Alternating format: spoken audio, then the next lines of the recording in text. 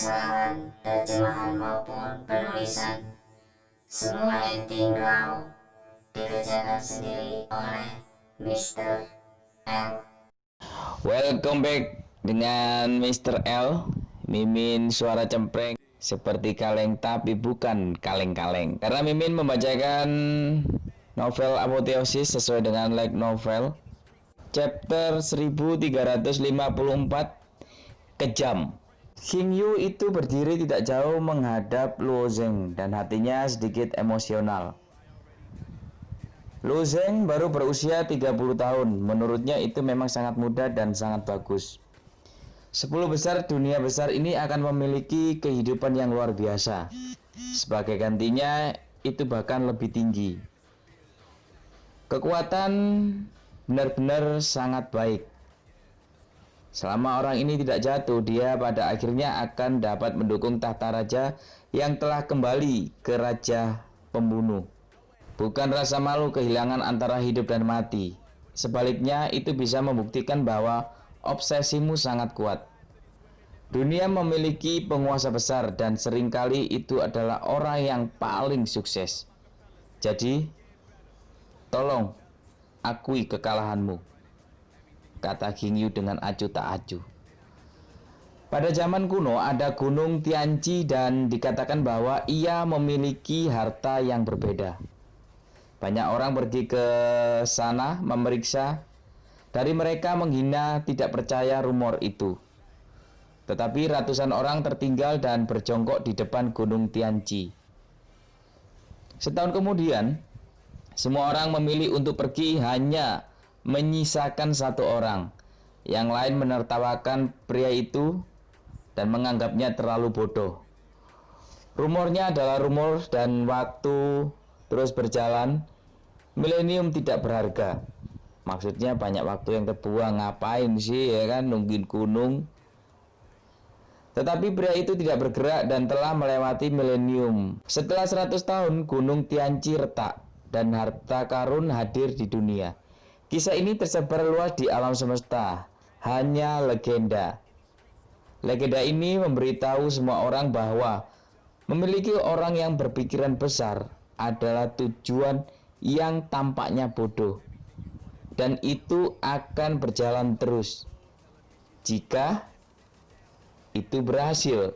Premis pertama dari penerapan obsesi adalah hidup dan perlu untuk bertahan hidup. Di masa lalu ketika siklus hidup dan mati diciptakan, kehidupan dan kematian dibuka. Itu adalah penggunaan cerdik. Antara hidup dan mati adalah tempat yang paling dekat dengan kematian. Menggunakan ancaman kematian membangkitkan kerinduan untuk hidup dalam obsesi. Jika kamu ingin menerobos hidup dan mati, kamu perlu menyadari hukum hidup dan mati. Tetapi dalam periode waktu yang singkat untuk memahami hidup dan mati, dan di depannya masih panjang, ini hampir mustahil dilakukan.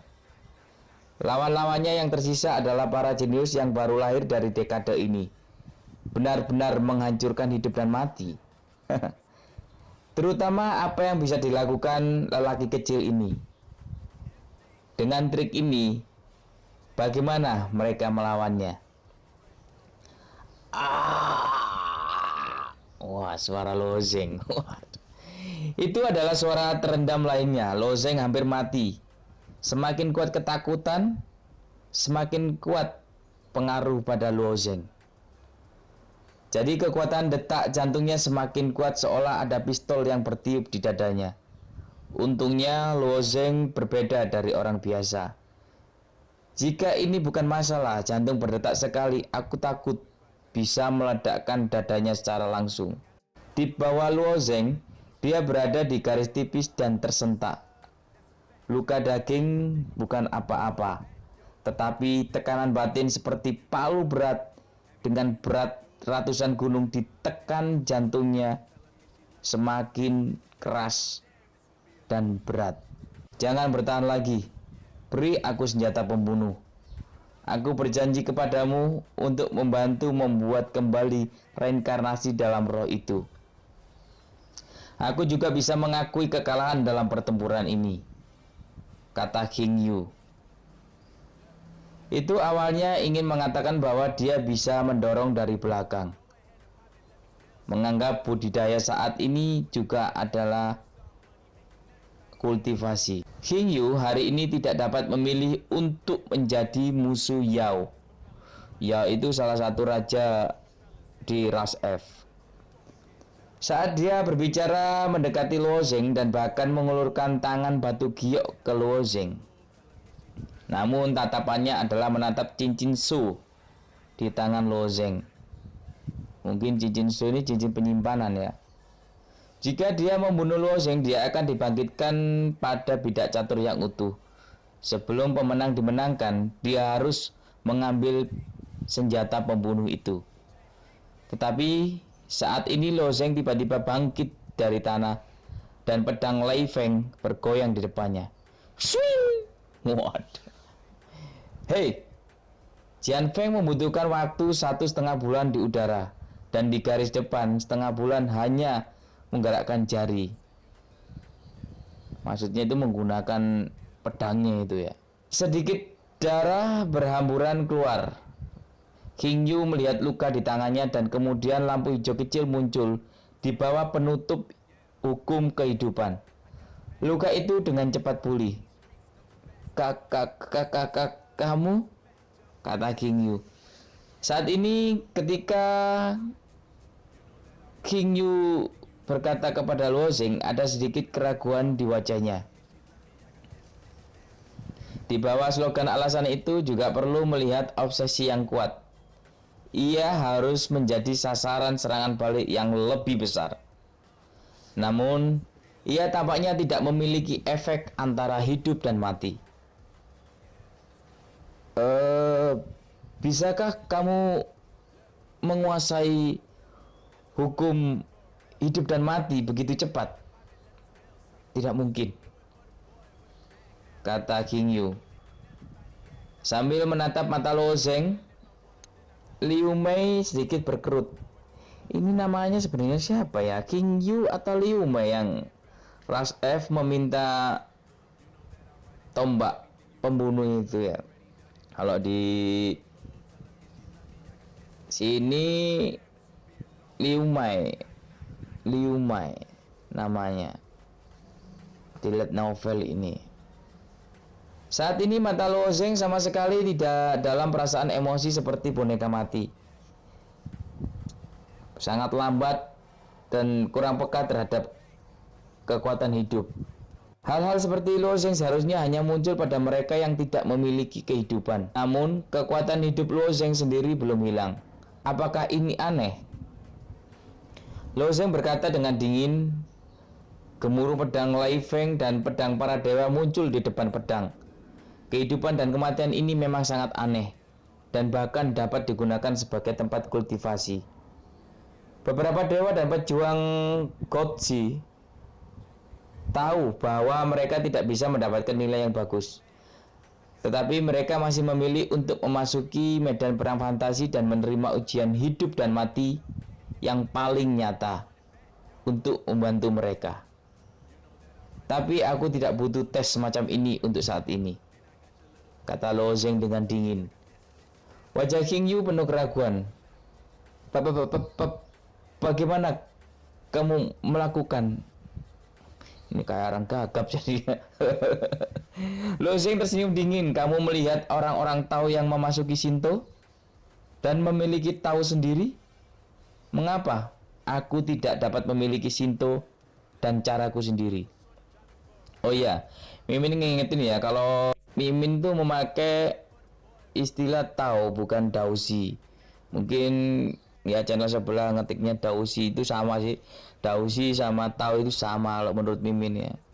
Taoisme itu sama. Mimin ngikutin sesuai dengan light novel itu memakai kata Tao. Lanjut. Mengapa aku tidak dapat memiliki Shinto dan caraku sendiri? Shinto macam apa? Tanya King Yu. Hei, aku baru saja tersadar. dan pedang panjang Lozeng segera berdering. Shintoku. Itu Shinto liris. Liris apa lirik ini? Ini kata Lozeng ya. Shintonya itu Shinto lirik. Kalau menurut Mimin ya, mungkin Shinto lirik itu Shinto yang bisa membuat sesuatu. Shinto yang bisa membuat sesuatu. Kalau Mimin translate di Google Inggrisnya itu lirik. Jadi lirik itu kan dari nada membentuk suatu lagu. Nah, ini lirik mungkin pembentukan. Kalau dalam One Piece itu mungkin awakening. Ngomongin One Piece. Awakening ya, maksudnya terbangkit lah, Shintonya itu terbangkit gara-gara tekanan King Yu dengan teknik hidup dan matinya dia. Lanjut. Setelah itu Lozeng tiba-tiba melangkah maju dan tangan kanannya harus melewati ujung pedang di depan King Yu. Karena kecepatan yang dia berikan terlalu cepat, pedang ramping dari Thunderwind Sword bahkan ditekuk oleh udara seperti jembatan lengkung kecil. Tetapi setelah pedang itu benar-benar ditikam, pedang aslinya sepenuhnya Lozeng terguncang lurus. Oh, jadi pedangnya itu bisa berkelok-kelok itu, mengikuti jalur udara. Ketika udah kena jelek, tiba-tiba kencang lurus. Pada saat yang sama, kekuatan permainan dewa yang tidak berhasil adalah pedang. Melihat King Yu, wajahnya berubah secara drastis. Di bawah ujung jari kaki, seluruh orang meluncur mundur melewati garis tipis. Hanya meluncur kurang dari 3 langkah, dia menemukan bahwa pedang ini sangat cepat dan kecepatannya tidak mampu diikuti. Itu juga respon dari King Yu. Setelah 3 langkah, dia melompat menghindari dari pedang di udara. Namun Lozeng tidak memberikan kesempatan untuk King Yu. Setelah dia berbalik di udara, dia menginjak garis tipis lagi. Pada saat ini wajah King Yu terlihat sangat jelek sambil berkata, lirisme. Mungkin menyebutkan apa? Shintonya Lozeng.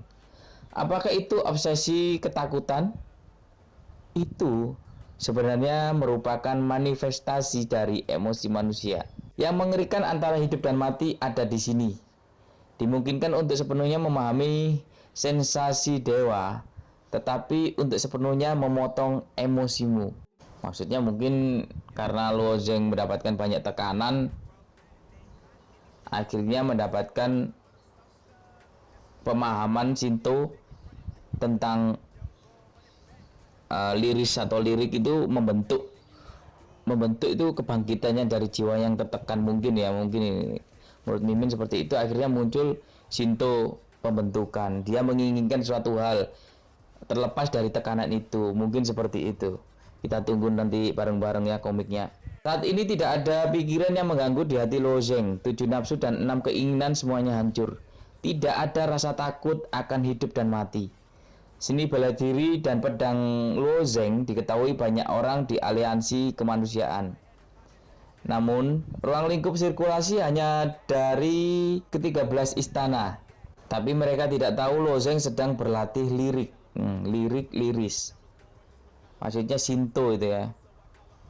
Shinto. Itu adalah pedang. Apakah itu Shinto liris?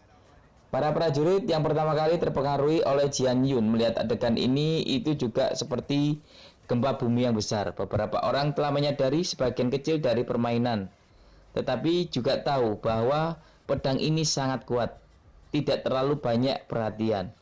Sebagai contoh, Ai An memiliki banyak pemahaman, tetapi dia lebih mempraktikkan ajaran dari guru. Ai An itu yang satu satu perguruan yang di aliansi kemanusiaan.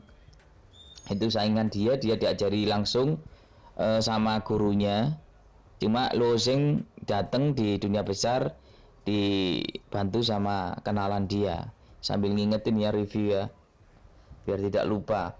Dia tidak pernah memikirkan dan dia bisa memahami lirik dari dalam pedang. Bagaimanapun, Chen Huang Yijian telah melakukan hal nyata. Chen Huang Yijian ini salah satu tahu pedang. Shinto pedang juga dia. Yang membuat bukit pedang pembunuh, yang Lo Zheng ngambil pedang itu, menancapkan pedang itu sama awal dari ketemunya sama elf yang roh pedangnya itu. Sambil review ya, Mimin juga membutuhkan databook, siapa tahu teman-teman juga sambil mengingat atau udah lupa atau masih ingat. Kalau Mimin ada kesalahan penulisan atau pengertian tolong diingetin ya di kolom komentar. Lanjut, Lo Zheng sebenarnya mengolah Shinto ini bukan jalan terlarang.